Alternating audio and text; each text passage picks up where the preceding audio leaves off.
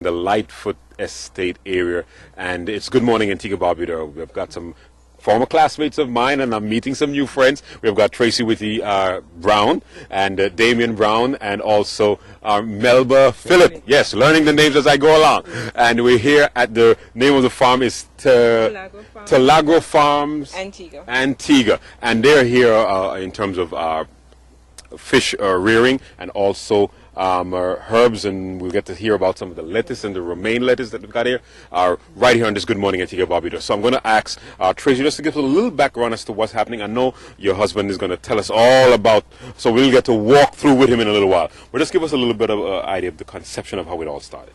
Okay, we realized that there was a necessity for tilapia fish in Antigua.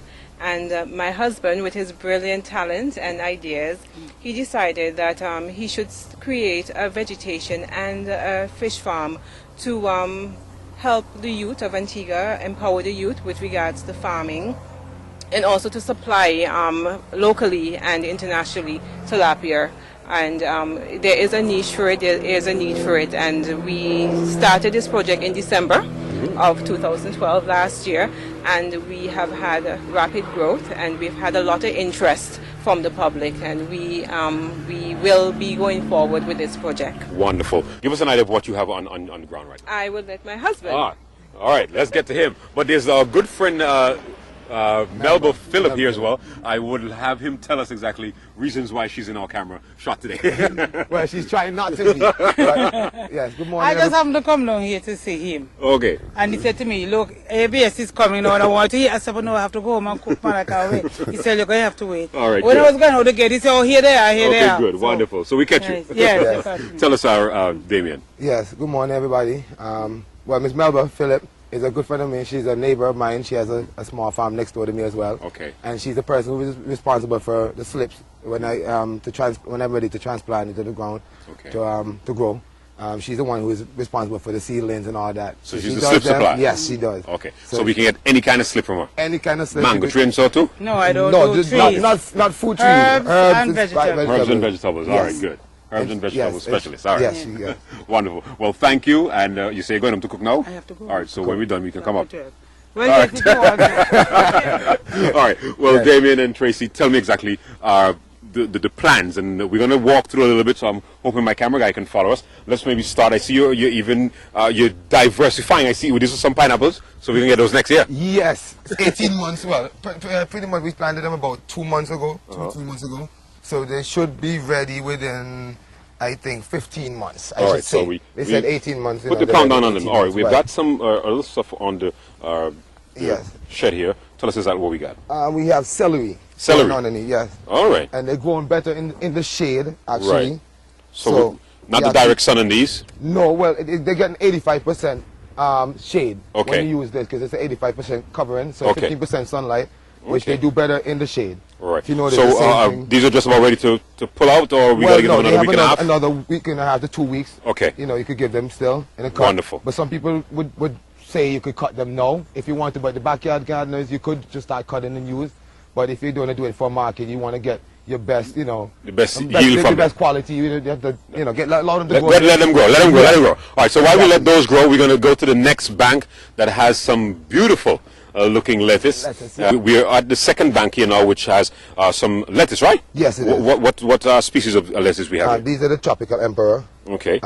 They do well in the sunlight. They take not a lot of water, some from water, and not too much. So a daily sprinkle will make them all right. Not a sprinkle, just wet around the roots a bit, nicely around the roots, and they'll make it. All right, good. Because I'm trying hard to get a green thumb in my backyard. So right, the more water you give to them, lettuce, they will survive. But if you give too much water, they will also develop a fungus. Okay, so we don't want it's best to just wet around the root underneath the leaves. And let them source. It will get. Now this one has a nice full round shape. This one is ready for picking? Yes, it is. Okay, good. Because sometimes when it's hot, the leaves tend to fold in. So you'll tend to get that iceberg look. It Okay, fold in. that's what it- But that's what normally, tropical emperor would stay open now. Okay. Most times they'll still open as long as they're in cool So shade. we have got 2 banks of that here, and then we've Yes. got some other stuff. Tell us exactly what we have here. We have some more celery in the back, and then we have some sweet basil going on the back, going on alongside. Now I notice we're walking, and we are on our way down to a pond. Yes. Now, this is a part of your establishment. Tell us exactly what's happening. Well,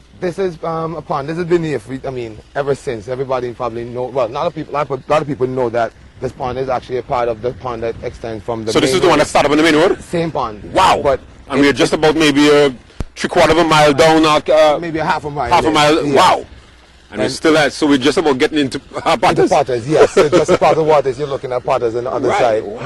Herbert's Potters on the side. Okay, great. So this pond is actually like a reservoir. Actually has a salt spring, a vein that supplies it with water under here. So in the hot summer months, it tends to become more brackish. Okay. In the summer months, so we can't use the water here to water the plants, the leafy plants. All year round. All year round, exactly. When it dilutes a bit, after heavy rains, it dilutes a bit. We can utilize some of it. Right, Okay. but after that we test it and it's too brackish. We have to end up using it just for pretty much. You can use it still, but away from the plant. Let it seep to the soil as a form of filtration. Then you can use it. But for like the lettuce and stuff that like to get their leaves wet, you'd have to end up using a regular. As I said, I have to start to hang out with you because you seem to have all the technical information. Right. I've tried a lot of things. A lot of people go to school and they learn something in school. Not everything you learn in school is going to work because you don't live in an environment. So this is about street smart farming. Exactly. You have to try it. You have to do. Buy it, buy some seeds, try it different ways. Like you notice, I have some in the sunlight, some in the shade. I have some celery in the sun. I realize. No shade at all, and there's So some inside the sun. So Okay. right, I'm testing to see what happens when The end result. Which one survives better in the sunlight? How much sunlight would I need to give to them? So it's still a test stage. I don't know for sure. Exactly result. what it's going to be. I have to try. All right, Damien, I was on our way to the jetty just to see what was happening down there, but I noticed that there's some power inverter.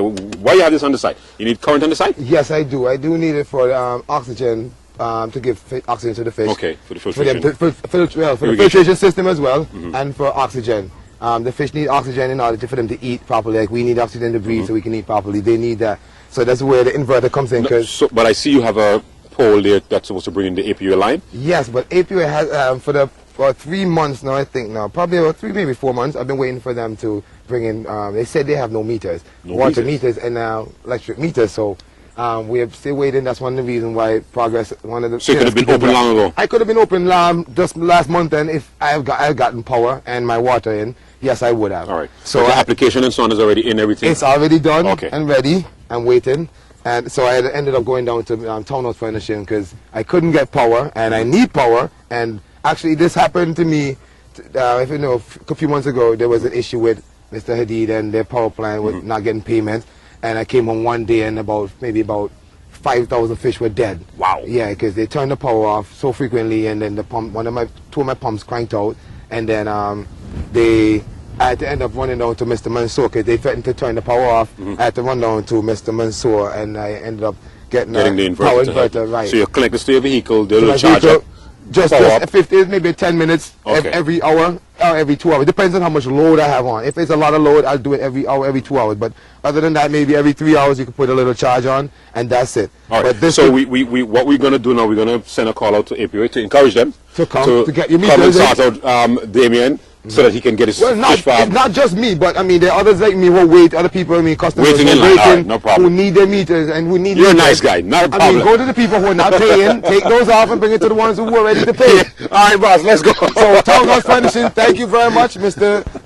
Mansour, Edward Mansour, for hooking me up with an inverter system. Let's go and see what's happening down at the jetty here. All right, the realities of the Tilagro Farm. What, fish is already jumping up here? What is going on here? Our local tilapia, or Cali. Everybody knows that a Cali. The Cali. Yeah. You call it the local tilapia. No, it is a tilapia. Okay. Tilapia is over 80 different species of tilapia. Okay. Antigua, this is our breed, yes. Call our panfish tilapia from now on, yes, everybody. Cali is not a scientific name. The scientific name for tilapia, for Cali is tilapia, but we call it Cali. Okay, but it is a tilapia, but it's because of the inbreeding that has gone up by for the years and no food. So we have some guppy they're swimming around too? Well, little, we call them, what do you call those fish again? Savage. Savage. A lot of people, Okay. they call them cutterfish. Okay. But if you notice, there's some of my, I've actually put some of my tilapia, the ones I brought in, and I started rearing into the pond as well. Okay, so persons can really come and have a full activity here. Yes, you can do some pond fishing, get something from the grill, understand, even get it with lettuce too, because you have lettuce growing. You have your own seasoning, you can get your seasoning, prepare your fish right here, bring your own cold pot. If you want to, bring your cold pot, come in, relax, and enjoy yourself. Wonderful. You know? This is indeed a proper planned operation, and we want to say congratulations once again. And this is for real, as we say, right here in the nation of Antigua and Barbuda. Tilagro Farms, come patronize them, support them. It's, of course, a local entrepreneur doing something for the nation of Antigua and Barbuda. And the fishes are real. And I'm sure the quality on them will be superb once they get up to plate size. We wait for these to go with the plate size too. Well, some people eat them less than the Little, Chinese, and so we scrape them through with the nets and take all of them. So I encourage people to come out because I feed the fish in the pond. They won't grow if you don't feed them. So I encourage the locals to go out, buy some fish food, go around to the ponds, the local ponds, just throw it into the ponds. Once you feed the fish we have here, they'll become the same size like I have. They just need food. That's all they need. Our local Cali just need food, and they'll become big. Just like a regular tilapia you see in the supermarket. It will be something worth going to catch. Going to catch, right. All right, good. Now, it seems like there's a lot of land that you have access to. Give us a little bit more about the vision of what it is, because I know the primary thing that you're going to be doing is the fish farming, because I think you have, how many ponds you have right now? Let's get close to those. Maybe we can talk about those. How many ponds you have right now? Well, we have 14 fish ponds. 14 fish ponds? Yes, we do. So, wow. So the two that I passed, they were just a little welcome at the start of it. Yes, they were. Those are the first two I did when I acquired the land in December. Okay, Damien, tell us, you told me 14 ponds on this compound, right? Yes, we do. So far. And you are planning to do more? 52 in all. 52 ponds? Or more. So you're going to Potters with those and all things? Well, the land extends back to Potters, it does, and Herbert. Okay. So, I mean, it's 7 acres of land. It can hold more than 52, but my aim is 52 by the end of the year. And then to do some other stuff as well. All right, so we've got fishes in here? Yes, we do. Well, all the ponds have fish. Okay, so once we throw some food in, we should see them pop up. Yeah, they're digging. Yep, they're popping up. Oh, there they are. Yeah. There's definitely life in that hole. Yeah. So we've seen that. But as you spoke about 14, we got to go down and see the others, see the magnitude of what you're doing here. And as you said, you had a start just in December. Your wife said you started? Early December, yes. We acquired the land. So have you started supplying our produce out here? No, we have not. We have started supplying the produce from the ground, yes, but not the fish. We have not supplied the fish yet. So you're waiting for these to get a little bigger. To grow bigger, and actually we're in the breeding process. Instead of selling out the fish, they grow right now, we pretty much use it and to keep bringing in fingerlings. We're actually breeding our own fingerlings, so we have our own breeding stock. Okay, all right, so you then have a good supply on your hand. Let's just take this walkthrough, because this is indeed, I must say, a good start. And we've got you got the black ones there? Yeah, we have the black Nile tilapias, which grow the biggest. Normally they tend to get to 5 pounds within 2 years. Wow. So, I mean, if you leave them, if the longer you let them grow, it's the more money you'll make per pound. I know. Yes. Okay, Damien, I noticed that we were coming up and you said there are 14 ponds here, and I think this is pond number 5 or 6 or so? Well, from this end, it's pond number 3. Pond number 3, okay. From this end, but I noticed some of them are on the ground, and then this one is above surface. Yes. Is there reasons why we have the different types? Yes. When I started originally, I started in my backyard. And I needed to have stuff where I could move from one area to the next. Right. So this one might go back behind your house? If I wanted to, I could take it back in the yard. Yes. The wife said, there's too much here, and I have to take some up, which I doubted, because that was the problem at first. I had to get some of the yard. So you're trying to keep the house happy? Right, so I had to keep the home happy, so I had to bring them here. No problem, not a problem. So this one has fishes in the well? Everything has fish inside. Okay. Yeah, you should see some movement, but if you get too close sometimes, they get timid. They tend to get timid, right? Yeah, not a problem. And smart fish. But very smart, very intelligent fish. Yeah. All right, so let's keep on walking, man, because I really want persons to see the magnitude of what we're. So you have your security in place? Yes, That's Rufus and George? No, well, Winning and Goddess. Winning and Goddess. Yeah, we got the name from Charlie Sheen, his goddesses. He just kept saying Winning, and they were born the same time when that Charlie Sheen episode came around. Now, this is a big concept, as you said here. You have plans to do some 52 ponds out of the 14 that are at the end of the year. And so you started in December. Give us a little bit more of what's happening, because I'm seeing some construction going on back here. Is this going to be a playground you're going to incorporate with the whole thing? Actually, should I ask your wife as to who's going to be playing back here, or you want to tell us? Well, she could let you tell me a little bit about it. Tilagro Farm Antigua will also offer a social spot where you can come with the family, you can do pond fishing, you can have a party, you can come with your bounce castle, you can have tilapia salad, you can have a tilapia fish sandwich. So it's actually a social spot. We have had churches come to us for camps. Okay. And we plan to provide that. So It's a spot where you can relax with your family. You can come Get with a your little bit of friends, nature. get a slushy, a smoothie, and relax. Relax. All right, good. Sounds good. I think this is indeed a good project, and we're glad to know that, as you said, our people are getting involved in it in terms of the agroponics and also their ground provision growing in terms of the herbs as well. How far can we go back? This is actually our bar and grill, Okay. a restaurant where we have gazebos that are being constructed. They should be completed by the end of the month. Okay. And another social spot where you can relax. And everything is close to the pond, so you can always have Right. that nice breeze blowing. Would you allow persons to even throw a line out there and Of relax? course, yes, that you can have a that drink is the and aim. throw your fish line over Alright. and catch So you some can fish. get one, dip your hand into the pond, or you can fish throw a line here. No, not dip your hand in the pan. Really weird. I mean, these are for commercial purposes. The pond, these smaller ponds are for us for commercial Do some business, purposes. all right. Yes, so KFC and Island Provision and the locals, you know, who were interested in getting fillets or Okay. head and tail, you Understood. know, locally Understood. done. I noticed that, as you said, some 14 ponds already are operating with water lines, but it's a lot of pipelines I'm seeing. Tell us about exactly how this whole construction works. Oh, you're wearing the T-shirt. Yes, I am. Romeo's Plumbing, one of my, you know, the places where I shop, and I get a lot of my plumbing equipment and supplies, and they've been very gracious to give me a discount whenever I go in. Okay. And, you know, told me to, you know, one day I went in and they gave me a shirt, complimentary shirt. I'm like, I'm going to put it up for a special day, not knowing when that day would have been.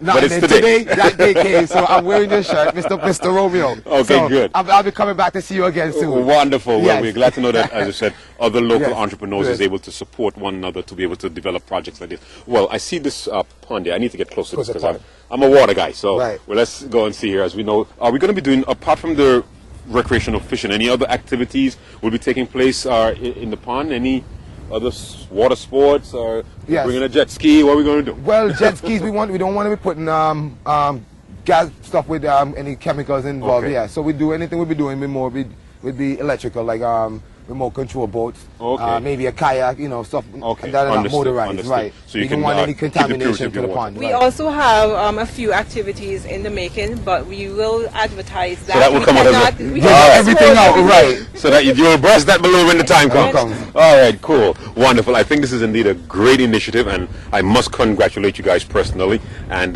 give us a little bit more of what's to come. As we said, it's 7 acres that you've gotten access through the government. Right. So we want to thank them as well. Yes, and, Mr. Grant, Okay. Charles Grant up at the abattoir was instrumental in me getting the land, and our agriculture minister as well. A few people I'd like to thank as well would be Jews Lumberyard. They've been gracious as well to give me discounts as well when I purchase the lumber. Bargain Center has given me some as well, but especially Romeo's Plumbing. I have to really say thank you to Sounds Mr. like Romeo. Romeo Plumbing is a partner in the Tilagro yeah, Farms. Tilagro Farm. I mean, they're going to be like one of the most important people because, I mean, for you to build 52 ponds, you're going to always need pipes. All right. So, Mr. Romeo, you'll be seeing me from now until Thy Kingdom come, and my eyes closed, or whichever one comes first. No problem. Yes. Also, I just want to thank the residents of Lightfoot for their support. Right. They've been very, very supportive, and I Okay. just want to thank them. For Yes, as well. Wonderful. Thank you. Give us some contact information for persons who want to maybe jump in, and not only as partners, but to really support what's happening here in terms of maybe doing some recreational activities or getting information in terms of supplies that you guys have available. Okay, we are on Facebook. You can search for Tilagro Farm Antigua. Our email address is dolikeus@yahoo.com. So it's DOLIKEUS@yahoo.com. Wonderful. And you can contact us at 771-6136 for the people overseas, 268-771-6136. And we're here to serve Antigua, and we are ready. How many fishes do you plan to be able to supply any given week? Well, once they would have matured. My aim would be to supply at least 1,000 pounds per week. 1,000 pounds. Pounds per week. So that's why my aim is to have 52 ponds. 14 ponds is not enough for me to yield that much. So I'd have to keep, as I said, So keep it's a work in developing. progress. Right. So I don't intend to sell any fish until the end of the year. It's going to be pretty much to educate the young people, let them know, and the public. You can come in, learn about the tilapia, see what you're going to eat in another few months. If I started to sell fish now, I'd run out, and you need consistency in business. Right. So I have to be consistent before I start selling. I have to be able to know that for sure. know I once won't- it hit the market, I'll be there on running. on and not turning back. I'm not stopping. Talk about the importance of how easy it is, or our own food security, as we will be trying to do zero hunger initiative as well within the nation of Antigua and Barbuda as some sort of pilot project, to be able to let the next generation know that our agriculture is not just about dipping your hands in the dirty soil, but there's technical aspects, as you would have been able to get the information to be able to do other things. The importance of just jumping into agriculture, because there's a lot of opportunity there. Right. Well, just one, I mean, there's one example I could use. One place as an example, I had a tragedy the other day, New York. Everybody knows about America and loves America. When you ask somebody, where you go, they say, I'm going away. Where you going? They say, New York. Take New York, for example. They had a Hurricane song, sign, right? And within America, they're right within the U.S. mainland. They're part of America. And they couldn't get gasoline, simple gasoline, food stuff, the simple necessities they needed. They couldn't get it. I mean, what if that happened to us here in the Caribbean, that the ships couldn't come or something, natural disaster happened? Where would we get our food if we didn't have it here? Well, we all come into Lightfoot, trust me. Well, for instance, right, exactly. When the fishermen, pretty much, when the fishermen have bad weather, they can't go out to fish, I'll have fish. When it's Lent and they can't catch fish, I'll have fish. Because the fish are in my ponds, I just pump them out, catch them, and sell them to you. So my fish are not poisonous. They can never poison, because the fish is like a duck. It eats and it defecates. It doesn't hold anything inside, no toxins. There's no mercury, very little fat.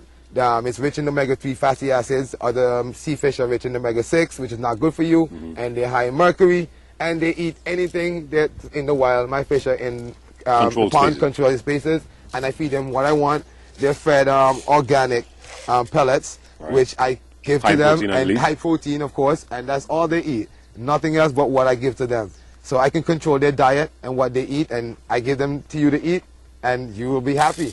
So, I mean, I have the vegetable here for you if you want to come and get it here. Or so the vegetables are available for sale to the public? They will be, yes, of course. Well, we've started that since December. We've sold to some of the small restaurants. We've done business with Chase before, Bailey Supermarket, Cavell in Potters there, little, you know. So persons who would have been getting produce from there know that it's coming from you. They know, right. So I tend to pass by the place and let them know, you're eating my lettuce or you're eating my whatever it is. My cucumber, whatever it is. I like to let people know that I grew that. Sometimes I don't even sell it. I just, like, the only thing basically I've sold is a lettuce. Everything else I've given away. Wow. I mean, it's a joy for me to do it. So it's not about the money. It's about the excitement about this. I'm doing this for the youth of Antigua. It's not pretty much not for me 100%. Of course, I want to survive. So I'm going to have a little fee incorporated in something, a little $2 for the kids, a $5 for the adults to come in. Enjoy yourself. Come and catch fish at the pond. Relax. We'll have a little bar and grill. You can have something to eat. Patronize us. It won't be expensive. Come and enjoy yourself. Fun, clean, fun. Wonderful. That's all I can say.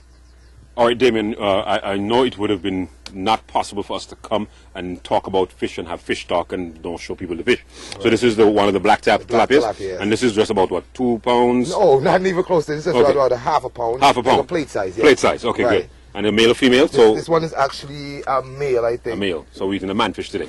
Yeah, well, most times you want to eat the males. Your females, you want to leave them for breeding. Okay. Because if you eat your females, then you won't have anything left. You're just stuck. All right. Right, good. so the males are the ones that we pretty much anything we get in from Tilagro is going to be a manfish. Well, no, I mean, most times on the most times. a male. Unless we have too many. Look at that one. If we have too many, then we'll tend to get rid of some of the females. But most in a starting stage like this, you want to keep your females so you can breed them up. Oh, there they go. These guys are strong and stubborn. They're very smart. Smart and stubborn. They know that you're coming to look at them today, so they say, not me. Look what we pick up. It's actually breed inside the pipes. Okay, good. So they lay the eggs. So there's, there they are. So these are, as you said, giving them another 2 to 3 months, and then they'll be up to another level. Looking to see if any of them has eggs. Eggs in them, or yeah. Babies I know they lay the eggs and they incubate the eggs in their mouth. And then they shoot them out. All 5,000 of them. I've seen that happen before, so I know that that's a beautiful sight. Okay, that one. I think she has no eggs, no. Okay. But this is actually a female. Okay. You can tell, see the 2 clear openings, and if you can see clearly, the female has 1 clear opening there and a 2nd clear opening. Okay. All right. So that's a female. Female. All right. So we're learning something today. Yeah. So we've got some female tilapias there. And thank you guys once again for allowing us to come and visit your farm. Well, give us those numbers again as we wrap this one up, Tracy. All right. 268-771-6136. We are on Facebook, it's Tilagro Farm Antigua, and you can email dolikeus@yahoo.com. That's DOLIKEUS@yahoo.com. Thank you very much, Tracy Whitty Brown and Damian Brown, Tilagro Farms, and I must say it's indeed a big project, and we're glad to know that some nationals are indeed on this undertaking. Wish you guys all the very best, and I'll definitely come back when we're up to number 52. Thank you very much. All right, man. Thank you guys for being a part of our program this morning. Right. Tracy, I'm William Dorsey. This is Good Morning Antigua Barbuda as we focus on agriculture this week. We'll be right back in just a moment.